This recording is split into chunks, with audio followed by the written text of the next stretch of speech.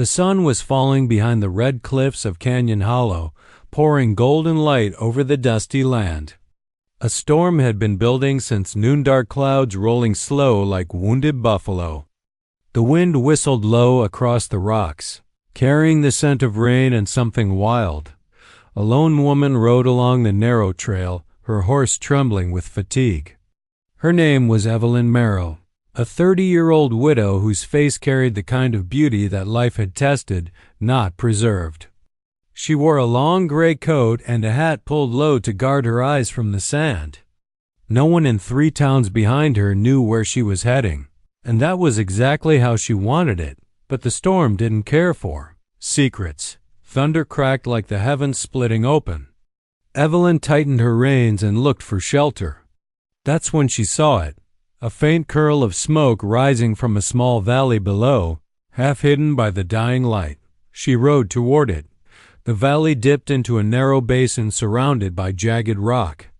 There, under the shadow of an overhanging cliff, stood a single shelter, not quite a cabin, not quite a hut. A fire burned near its entrance. And beside that fire, a man stood still as stone. He wasn't a rancher or a settler. His skin glowed bronze under the flicker of flame. His black hair fell loose down his back, and tribal beads hung around his neck. The mark on his arm, a black thunderbird, made it clear. He was Apache. Evelyn hesitated, feeling the instinctive caution every white settler woman was raised with. But the rain began to fall, heavy and sudden, and her horse shuddered beneath her. The man raised his hand, not as threat, but welcome. "You can stay," he said in low, measured English. "The storm won't pass soon." She dismounted, her boots sinking into wet earth. "I didn't mean to intrude." "You didn't." He turned back to the fire. "Storms come for everyone." Inside the small shelter, there was only a bedroll, a table made of rough logs, and hanging herbs that filled the air with an earthy, calming scent. The Apache poured water into a tin cup and handed it to her without meeting her eyes. His movements were quiet, controlled, almost ritualistic. "I'm Kaelan," he said finally. "You are far from town." "Evelyn," she replied, watching him with curiosity. "I was headed west, but my map led me wrong. I thought I'd find a trail toward Copper Ridge." Kaelan gave a faint smirk. "That trail died years ago. Flood took it." Evelyn sighed, staring into the fire. "Seems everything dies around me lately." For a moment the only sound was the rain hammering the roof. Then Kaelan spoke again, his voice low but filled with strange gravity. "My people say the storm speaks. Tonight it speaks of sorrow that needs rest." She looked at him, unsure whether to laugh or cry. "You talk like a preacher." "I'm not," he said, turning his gaze to her. "But I know loss when I see it." Their eyes met, her pale blue against his deep brown, and for the first time in months, Evelyn felt something other than exhaustion. There was quiet understanding there, as if he could see the grief behind her guarded words. Outside, lightning flashed, illuminating the valley in a single white strike. When it faded, the silence between them deepened, fragile and unspoken. Kaelan rose, throwing another log into the fire. "You can rest here. The wind will be cruel till dawn." She hesitated, her fingers tightening around the tin cup. "And where will you sleep?" "I will keep watch," he said simply. Then, after a pause, his tone softened. "Please stay one night with me. I will love you more than enough." Evelyn froze, not from fear, but confusion. His words didn't carry lust. They carried sorrow, a strange tenderness that felt almost ancient. "You don't even know me," she whispered. "I know what loneliness sounds like," Kaelan replied. "It's the same in every tongue." The fire crackled between them as rain fell harder outside. Evelyn wanted to leave, to ignore the warmth rising in her chest, but the storm made that impossible. So she stayed, and as the wind howled through Canyon Hollow, somewhere in the darkness a wolf cried, long and mournful. like a warning neither of them understood yet. When dawn crept over Canyon Hollow, the storm had gone silent, leaving only the hush of soaked earth and the faint smell of cedar smoke. Evelyn awoke to the gentle crackle of the dying fire. Her coat, hung near the flames, was dry again. Kaelan was nowhere to be seen. For a brief moment, she wondered if he'd been nothing more than a dream, a strange, kind ghost conjured by thunder and exhaustion. But then she saw the marks in the dirt outside, the fresh prints of bare feet leading toward the creek that ran through the hollow. She stepped out, her breath misting in the cool morning air. The valley looked different now, gentler, almost sacred. Birds called from the cliffs, and the rising sun poured light like honey over the wet stone down by the creek. Kaelan knelt shirtless, his back glistening with water. Long black hair damp and loose over his shoulders. Around his neck hung the same tribal jewelry she had seen last night, turquoise beads and white bone carved in symbols. She couldn't understand. He turned when he heard her footsteps. "Morning," he said softly. Evelyn tried not to stare at him, but there was something powerful and ancient about the way he moved. Like he belonged to the land itself. "You left before I woke," she said. "I was listening," he replied. Rinsing his hands in the stream. Listening to what? The water. "It carries memory here." Evelyn tilted her head. "Memory?" Kaelan stood, his eyes meeting hers. "Every place remembers those who bled, those who prayed, those who begged to stay." The words sent a strange shiver down her spine. She looked toward the cliffs. What happened here? Kaelan's face darkened for a moment. Long ago, this hollow was home. Before soldiers came. Before the fire. My people buried their dead under these rocks. Evelyn swallowed. "And you still live here alone?" "I live with what remains." There was something in his tone that made her chest tighten, grief so old it had become part of the wind. She walked closer, careful not to step too heavily on the soft ground. "I lost someone too," she said quietly. "My husband. 2 winters ago. Bandits came through our farm. He tried to fight them off." She stopped, her voice trembling. "They left me with nothing." Kaelan looked at her, and for the first time, she saw a deep sorrow reflected in his eyes, the kind that comes from understanding loss, not pitying it.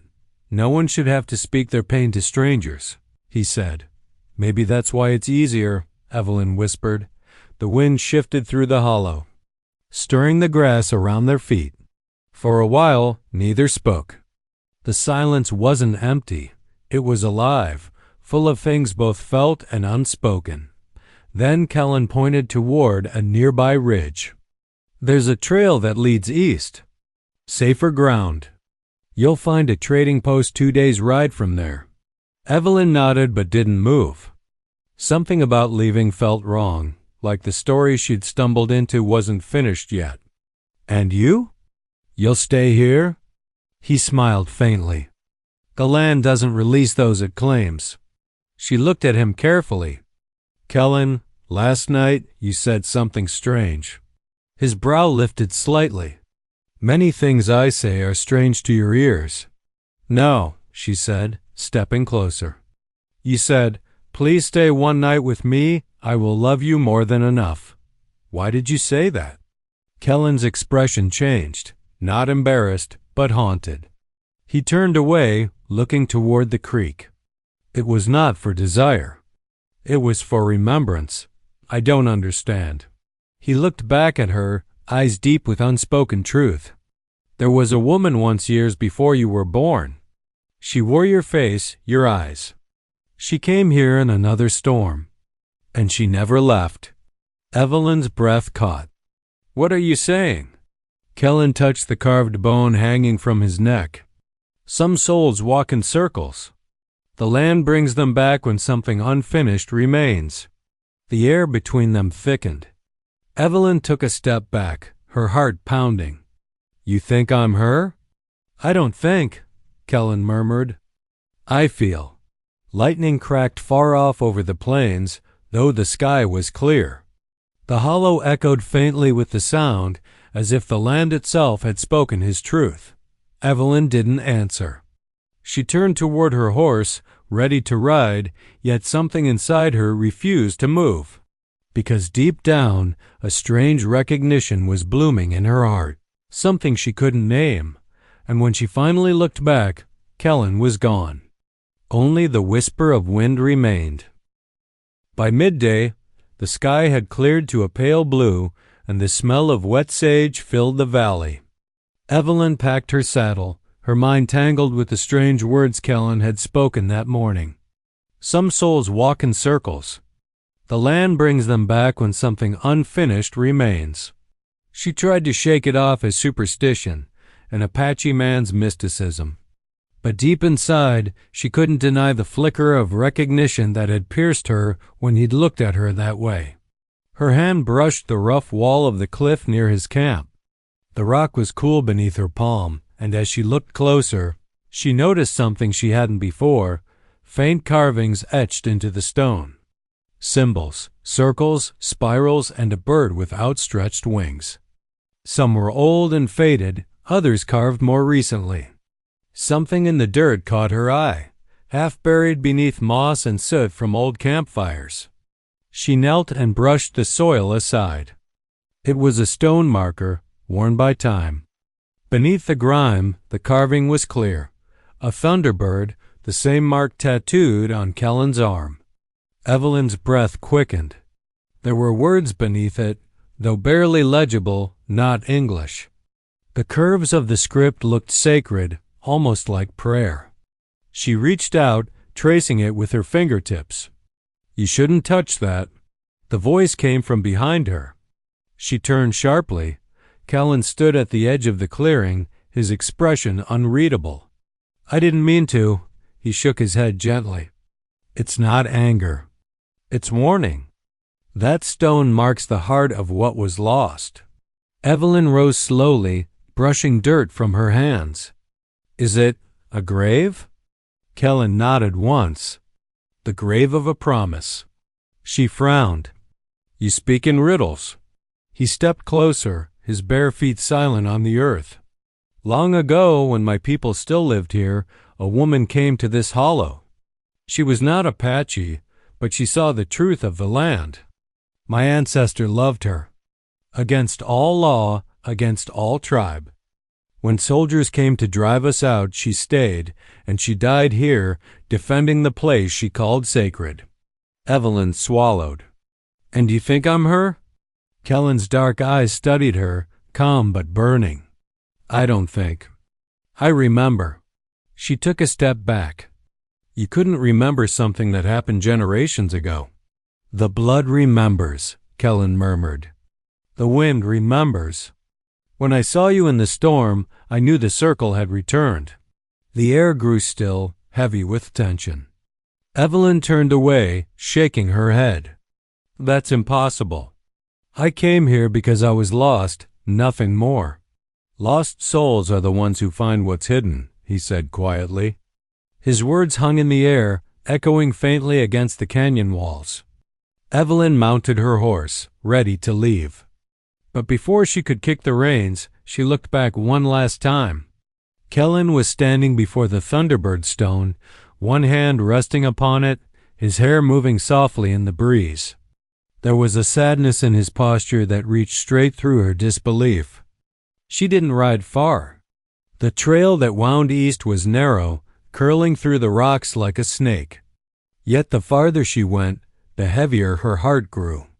The world around her felt wrong, too still, too quiet. At a bend in the path, something caught her eye again, another carving on the canyon wall. This one was clearer, the lines more deliberate. It was a figure, a woman with long hair, standing beside an Apache warrior beneath a storm. And below it, carved into the rock, were words, in English this time, "One night was not enough." Evelyn's blood ran cold. She dismounted and touched the carving. The grooves were recent, not ancient. The edges of the letters were sharp, as if someone had made them within the last few years. She turned her horse back toward the hollow, fear and curiosity battling within her chest. But when she reached Kaelan's shelter, the fire was gone, the camp cold. Only a few footprints remained, hers and his, leading toward the ridge and vanishing into the wilderness.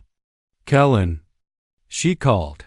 Her voice echoed against the cliffs, swallowed by the wind. No answer.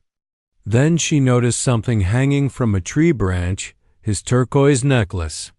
It swayed gently in the breeze, the bone beads clinking faintly together. When she reached for it, she saw something tied beneath it, a strip of leather, with words burned into it, "The storm will return. When it does, so will I." Evelyn's fingers trembled. Somewhere far off, thunder grumbled again, though the sky above was perfectly clear. She closed her eyes, the sound of his voice still haunting her memory. "Please stay one night with me. I will love you more than enough." And for the first time, she wondered if she had ever truly met a man at all, or something older, something waiting for her return across time itself. That night, Evelyn could not sleep. The valley was silent except for the restless whisper of wind brushing against the cliff walls. She sat by the dead fire, Kaelan's turquoise necklace clutched tight in her hand. Its beads felt warm, as if they held a pulse of their own. Every sound, the rustle of grass, the sigh of distant trees, seemed to carry his voice. "The storm will return. When it does, so will I." She wanted to believe it was only the echo of her thoughts, but something deeper in her bones told her the land was not done with her yet by morning. She saddled her horse and followed the faint tracks that led toward the higher ridge. The trail grew narrower, snaking between stone and thorn, until she reached a place where the earth opened into a wide plateau. There stood an ancient totem, carved from a single massive trunk. Weathered by time and lightning strikes, its symbols were worn but recognizable circles. Birds, a pair of intertwined figures beneath a storm. She approached it slowly, her heart pounding. Beneath the totem, half buried in sand, lay a fragment of cloth, faded and torn. It looked like a woman's shawl embroidered with the same thunderbird pattern she had seen on Kaelan's arm. When she picked it up, the wind suddenly shifted. The air grew heavy, charged. Far away, thunder rolled once soft, deliberate, like a drum. Evelyn turned in alarm. The sky that had been clear moments before was darkening again. She ran back toward the hollow, the wind rising around her. The first drops of rain began to fall, tapping against the stone like whispers. When she reached the valley floor, the fire pit was burning again. The camp that had been empty now glowed faintly in the rain. She froze, heart racing. Kaelan stood there shirtless, his hair soaked, the turquoise necklace she'd found once again around his neck. His eyes met hers, steady as if he had never left. "You shouldn't be here when the land cries," he said softly. Evelyn's voice trembled. "I thought you were gone." "I was," Kaelan said, stepping closer. "But the storm remembers." Lightning tore across the sky, revealing his face clearly, now wet, glistening, alive and yet almost otherworldly. He reached toward her hand and took it gently, his warmth startling against the cold rain. "I found the stone," she whispered. "And the carving. The woman who stayed. You told me she died here." Kaelan nodded, his thumb brushing her knuckles. "She did. But not before she bound her soul to the land to wait for the man who failed to keep his word." Evelyn blinked through tears and rain. "You?" He looked away, jaw tight. "I swore I would protect her, but I was too late. Soldiers came, and I could not save her. The spirits cursed me to remain between worlds until the circle closed." Lightning flashed again, and in that instant she saw something flicker in his eyes and ache centuries deep. "You mean—" She began slowly, "You've been waiting for me?" Kaelan's lips parted, his breath heavy. "For her. For you." There is no difference now. The rain poured harder, soaking them both, the fire hissing but not dying. The storm howled around them, but the moment between them felt suspended in time. Evelyn shook her head, her heart tearing between fear and impossible belief. I don't belong to the past. Kaelan stepped closer until their foreheads nearly touched. The past belongs to you. For a heartbeat, she saw another world flicker through the storm visions of riders on horseback, fires blazing, a woman's scream, the same canyon in flames. Then, as quickly as it came, it vanished. Evelyn stumbled back, gasping. What was that? Kaelan's voice broke softly. The truth. The storm shows what it cannot hide. She looked around. The valley was glowing faintly, like the earth itself remembered the fire that once burned here. What happens if the circle closes? She asked. He looked up at the storm, his expression unreadable. Then I can rest, but you would forget me. The words hit her like a bullet. Forget? The world would right itself, Kaelan said gently. The storm would end, but so would everything you remember of me. Evelyn's tears mixed with the rain. I don't want that. Kaelan's voice trembled as he reached out, fingers brushing her cheek. Then the curse becomes yours. Thunder cracked again, closer now, rattling the canyon walls. The wind whipped around them like a living thing. Evelyn looked into his eyes, torn between the impossible and the inevitable. Kaelan, she whispered, what do you want me to do? He stepped closer, his breath warm against her ear. Stay one more night. And as the storm raged around them, the sky tore open in brilliant light like time itself was holding its breath. The storm grew wild as evening fell, sweeping through Canyon Hollow like an ancient spirit reclaiming its home. Lightning carved the sky, and the wind screamed through the rocks. Evelyn stood frozen beside the fire, her gray coat plastered to her skin.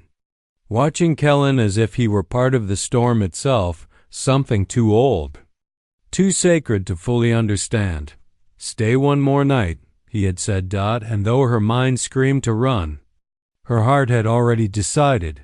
Kaelan led her into the small shelter beneath the cliff, where the flickering firelight painted his bare chest and the tribal markings on his skin in gold and shadow. The thunder outside shook the valley, yet inside there was a stillness between them. Thick, electric, unspoken. Evelyn's voice trembled. If I stay, what happens to us? Kaelan looked at her quietly, his expression torn between hope and grief. Then the circle will open. You will remember who you were, and what you promised. She frowned, her pulse quickening. I don't understand. He motioned for her to sit by the fire. When she did, he knelt across from her, his long black hair falling over his shoulders.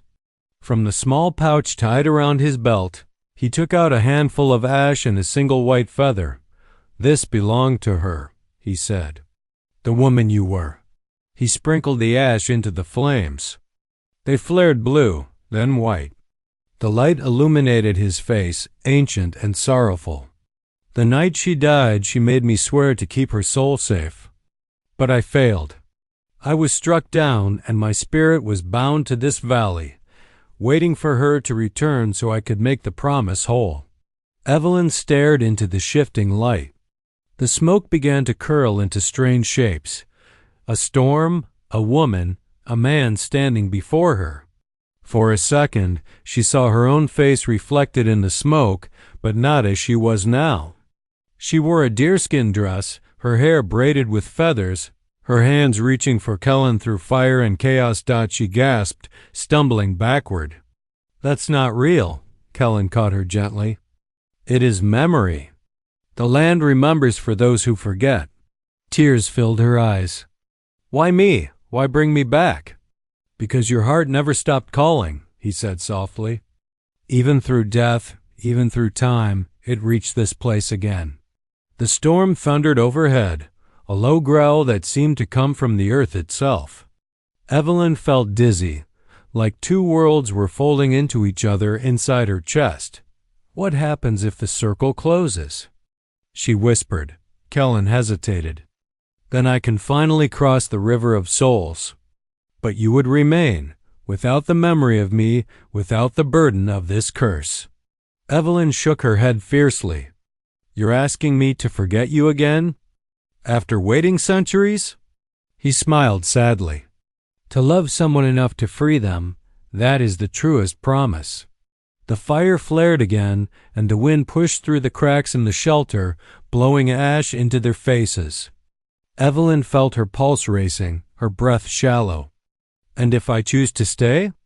If I choose you? Kaelan's gaze deepened, both fierce and tender. Then the storm will never end. Time will stop.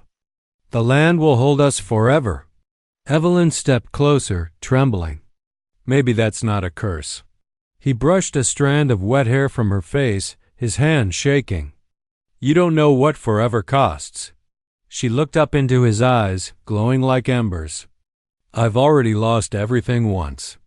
I can survive losing the world again, but not you. Kaelan's breath caught. For a long moment, he said nothing. Then, slowly, he leaned forward, pressing his forehead to hers. Outside, lightning struck the canyon rim, illuminating them in a blinding white flash. When the light faded, the fire between them burned steady and bright. He whispered, If we stay as one. Evelyn nodded, her tears mixing with the rain dripping through the roof. Then let the storm keep us. The thunder roared like a heartbeat, the flames swayed, and the world beyond seemed to vanish. For that night, time itself paused, and the ghosts of Canyon Hollow, for the first time in centuries, fell silent. But far beyond the cliffs, unseen in the distance, the clouds began to shift again, as if something ancient was watching, waiting to see what her choice would bring when dawn returned. The night had turned deathly still after the storm passed, leaving the canyon drenched and breathing steam like some great beast cooling down. The fire crackled weakly now, casting long, uneven shadows that danced across the wet rocks. Kaelan, the Apache warrior, sat quietly, his powerful form glistening in the fading firelight. Across from him, Evelyn clutched her damp shawl tighter, her eyes studying him with a mixture of fear and something she didn't want to name. Kaelan had not spoken in a long while. His gaze was locked on the embers, as if he were seeing something inside them, something only he could understand. When he finally spoke, his voice was deep and low, almost trembling with feeling. You should not have followed the wind here, white woman. This land remembers. It holds on to love. And to pain. Evelyn's heart thudded. Then why do you stay, Kaelan? If this land brings pain, why not leave it behind? He looked at her slowly, the firelight catching in his dark eyes like pieces of amber. Because I was born from it. My blood runs through its rivers. My people's bones feed its soil. To leave it would be to tear myself apart. Evelyn felt the truth in his words. The canyon wasn't just a place. It was his heartbeat, his soul. She turned her gaze toward the fire. You speak like a man carrying a burden too heavy for one lifetime. Kaelan rose to his feet, his movements graceful despite the fatigue that clung to him. The muscles in his chest flexed as he reached for a pouch by the fire and drew out a small wooden carving, a bird with spread wings. He placed it gently into her hands. This was meant for my wife, he said quietly. She died before the moon returned. The night she passed, I carved this and buried it beneath her heart. Evelyn froze, her fingers trembling over the carving. Why are you giving it to me? Kaelan stepped closer, his shadow falling over her. The air between them grew heavy, charged with something unspoken. Because you remind me of her, the same strength in your eyes, the same stubborn fire. But it is not her spirit that calls me to you. It is something new, something I do not yet understand. His words struck her like thunder. Evelyn looked up, her lips parting to speak, but no words came. For a long moment, they simply stood there, the storm echoing faintly in the distance, the fire burning lower between them. Finally, Kaelan reached out, his hand brushing lightly against her cheek.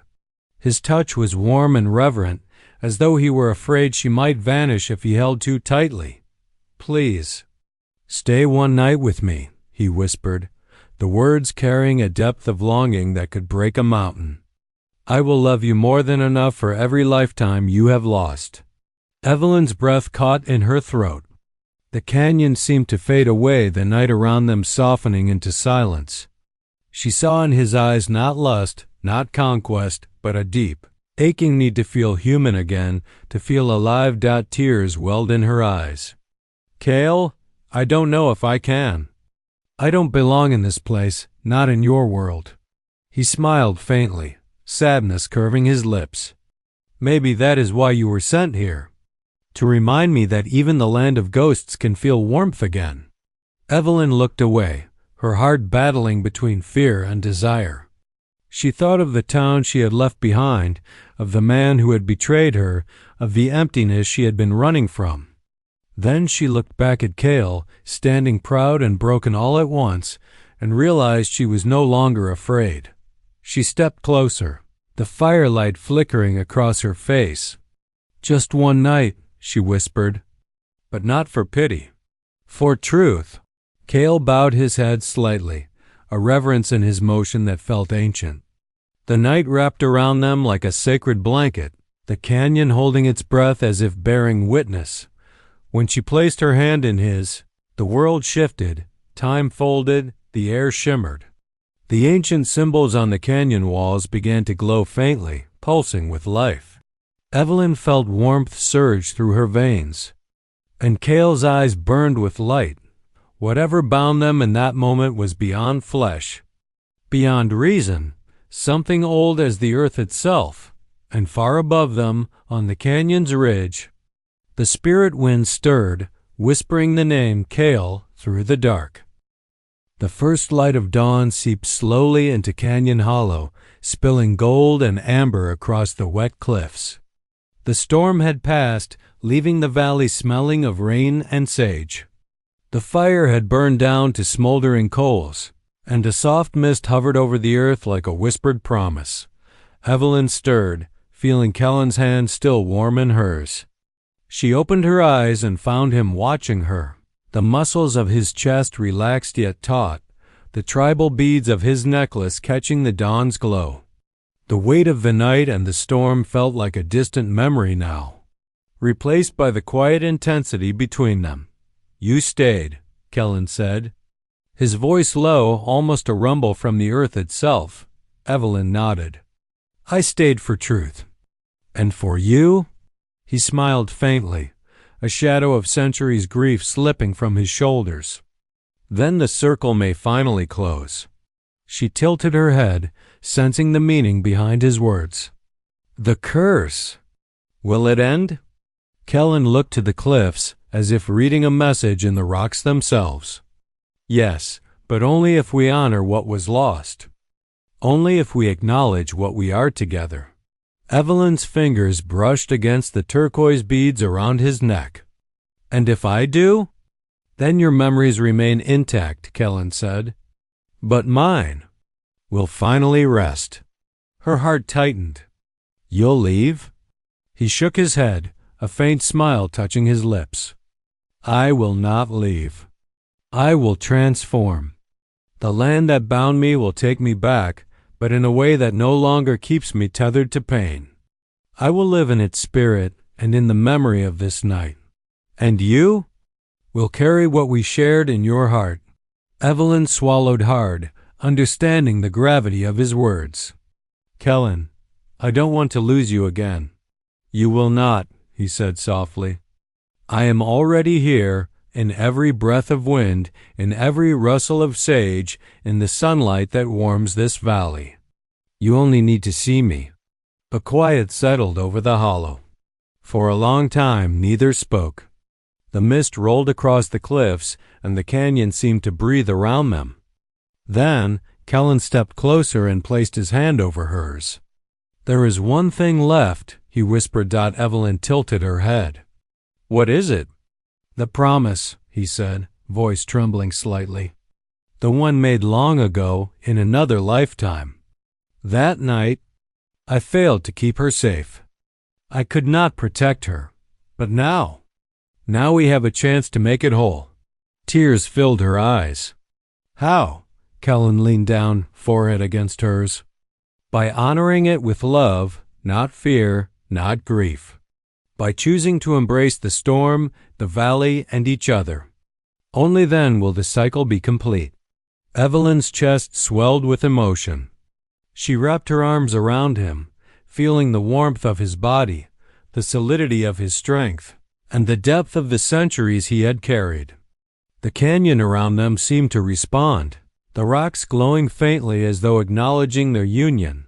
Kaelan closed his eyes, letting the moment carry him. "I will not forget this night, Evelyn, and now I can finally be free."